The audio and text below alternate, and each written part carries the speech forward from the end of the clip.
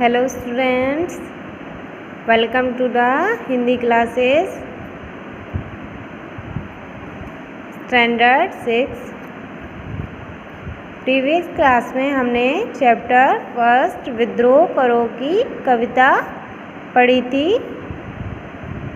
तो आप सभी को इस पोएम को ओरली याद करना है। आज हम करेंगे इसके अभ्यास कार्य और व्याकरण बोध। तो जैसे आपका प्रश्न का दिया है, सही विकल्प के सामने टिक या सही का चिन्ह लगाइए। तो जैसे आपका पहला प्रश्न दिया है, मानव हो तो कुछ शर्म करो, यूँ कब तक सहते जाओगे। से अभिप्राय है कि सहना मतलब क्या सहते जाओगे। ये सहना किसका प्रतीक है? स्वाधीनता का प्रतीक है या पराधीनता का या फिर स्वच्छंदता का? यानी क्या सह रहे हैं मानव? पराधीनता यानी दूसरों के अधीन, दूसरों पर डिपेंड होना। दूसरा है, कवि किस प्रकार के कार्य करने का आह्वान करता है। मतलब इस कविता में जो कवि हैं वो क्या काम करने का हमसे आह्वान कर रहे हैं। अधिकारों के प्रति जागरूक रहते हुए विरोचित कर्म करना, यह सब कुछ सहन करते हुए कर्म में लीन रहना, या अपनी बात मनवाने के लिए अंत तक संघर्ष करना। इसका सही उत्तर है अ, अधिकारों के प्रति जागरूक रहते हुए विरोचित कर्म करना, यानी अपने अधिकारों को भी ध्यान में रखना और उसको ध्यान में रखते हुए उचित काम करना जो हम वीरों के लिए सही हो। इसी तरीके से आपको तीसरा, चौथा एंड पांचवा प्रश्न का उत्तर पर टिक लगाना है।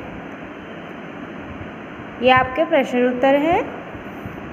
आगे करेंगे हम व्याकरण बोध। व्याकरण बोध में आपका प्रश्न का दिया है, सही अर्थ के सामने सही का चिन्ह लगाइए। इसमें भी उसी प्रश्न की तरह है जैसे आपका पहला शब्द दिया है जर्जर। जर्जर का मतलब क्या होता है? क्षीण, झरना या फिर कोमलता। तो आपका करेक्ट ऑप्शन क्या है? क्षीण। जर्जर माने क्षीण मतलब कमज़ोर, कोई चीज़ कमज़ोर हो जाती है उसे बोलते हैं हम जर्जर। दूसरी है जगती। जगती का मतलब क्या होता है? कायरता, पृथ्वी या जागती। इसका सही उत्तर है पृथ्वी। ठीक है, इसी तरीके से आपको तीसरा, third, fourth, fifth and six and seven सभी इसमें फिल करने हैं बुक में अपनी। उसके बाद है आपका प्रश्न खा। इसमें तीन पर्यायवाची लिखिए। पर्यायवाची मतलब उसके समान अर्थ वाले, उसके जैसे दूसरे नाम होते हैं उन्हें हम बोलते हैं पर्यायवाची। जैसे पहला है आपका वायु। वायु का और क्या क्या नाम हो सकते हैं? जैसे कि वायु को हम क्या बोलते हैं? हवा, पवन और समीर। तो इस तरीके से आपने वायु के तीन पर्यायवाची लिखे हैं। और आपको ऐसे ही आँख, पृथ्वी और स्वर्ग के तीन पर्यायवाची लिखने हैं यहाँ पर। आगे चलेंगे हम। प्रश्न ग है हमारा, निर्देशित कारक चुनकर लिखिए। क्या करना है आपको? निर्देशित कारक चुनकर आपको लिखना है। जैसे कि आपका पहला दिया है, कायर सदैव परवश ही रहते हैं। पहला वाक्य है आपका, कायर सदैव परवश ही रहते हैं। इसमें आपको क्या बताना है? कर्ता कारक। तो कर्ता कौन है? कायर। तो यहाँ हम लिख देंगे कायर। कायर जो है वो हमारा कर्ता कारक है, इसलिए हमने यहाँ लिख दिया कायर। दूसरा है हमारा वाक्य, वह कठिनाई भरे रास्तों पर चलता रहा। इसमें क्या है, अधिकरण कारक लिखना है। अधिकरण है कठिनाई।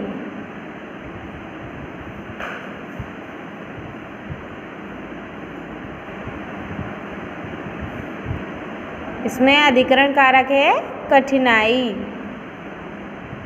तीसरा वाक्य है, उसने पुस्तक पढ़ी और चला गया। ठीक है, इसमें है कर्म कारक, यानी जिसका जैसे कर्म, जो कर्म कर रहा है, जैसे कर्म पढ़ रहा है जिस पर, तो जैसे उसने क्या करा, क्या कर्म करा, उसने पुस्तक पढ़ी।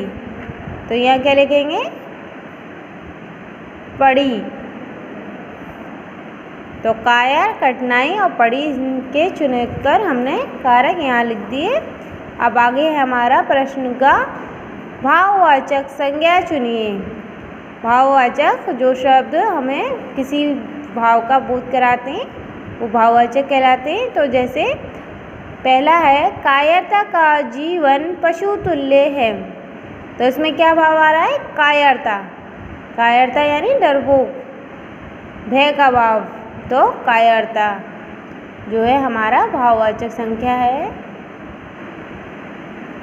तो यहाँ लिख दिया हमने कायरता।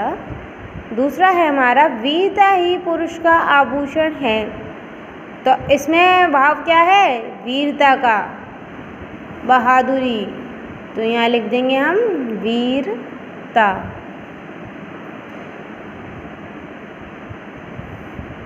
तीसरा वाक्य है हमारा, अभिमान पतन का कारण होता है। इसमें भाव किसका है, अभिमान। अभिमान मतलब सम्मान, मतलब घमंड खुद पर। तो अभिमान क्या है, भाव।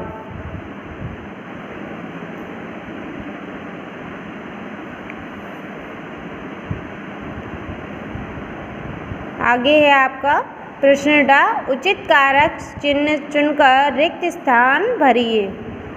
जैसे पहला दिया है आपको, विरोचित कार्य सभी प्रशंसा करती हैं। विरोचित कार्य, अब इसमें कौन सा कारक आएगा, का, के, की, के लिए। तो विरोचित कार्य के लिए, सॉरी की, विरोचित कार्य की सभी प्रशंसा करते हैं। इसमें क्या कारक आएगा, की। दूसरा है, कायर कहीं सुख नहीं है। कायर कहीं सुख नहीं है, तो इसमें क्या आएगा, कायर के लिए। के लिए कहीं सुख नहीं है, यानी कायर व्यक्ति के लिए कहीं पर भी सुख नहीं है। इसी तरीके से आपको तीसरा, चौथा, पांचवा और छठा इसमें अपनी बुक में लिखना है। आगे चलते हैं हम नेक्स्ट क्वेश्चन पर। हमारा प्रश्न है, चा सुख स्वर्ग भाव विशेष की ओर संकेत करते हैं। इनकी प्राप्ति पर कुछ अन्य बातें भी अनुभव की जाती हैं। यहाँ ऐसे ही अन्य शब्द दिए गए हैं जिनके होने पर अन्य बातें अनुभव की जाती हैं, वे बातें लिखिए। जैसे पहला आपको दिया है सुख स्वर्ग, यानी आपको सुख स्वर्ग मिलेगा, तो और क्या क्या होगा उससे, आपको शांति मिलेगी, प्रेम की प्राप्ति होगी और आनंद की प्राप्ति होगी। तो जब आप सुखी होंगे तो इन सब बातों का आप पर प्रभाव पड़ेगा। ऐसे ही आपका दूसरा है परवशता, यानी दूसरों के अधीन होना, दूसरों के गुलाम होना। तो जब आप गुलाम होंगे तो क्या होगा,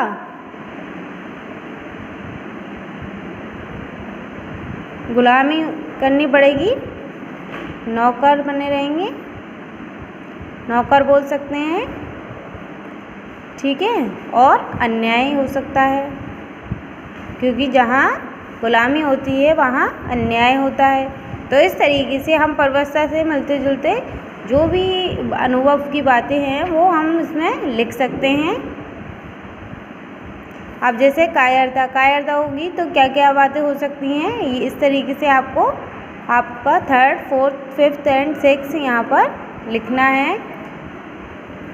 नेक्स्ट है आपका प्रश्न 6, कविता में सुख स्वर्ग दोनों शब्दों के बीच योजक चिन्ह लगा है।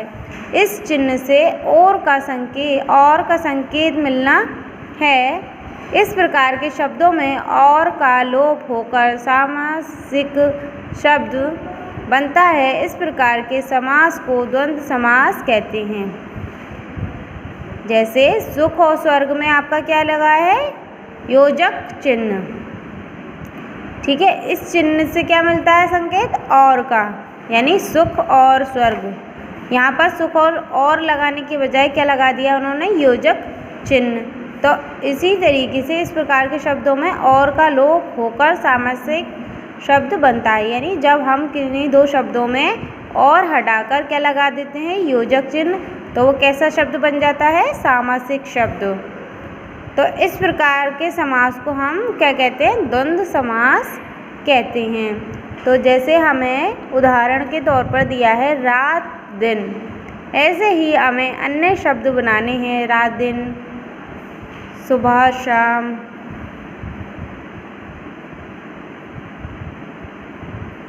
सुख दुख,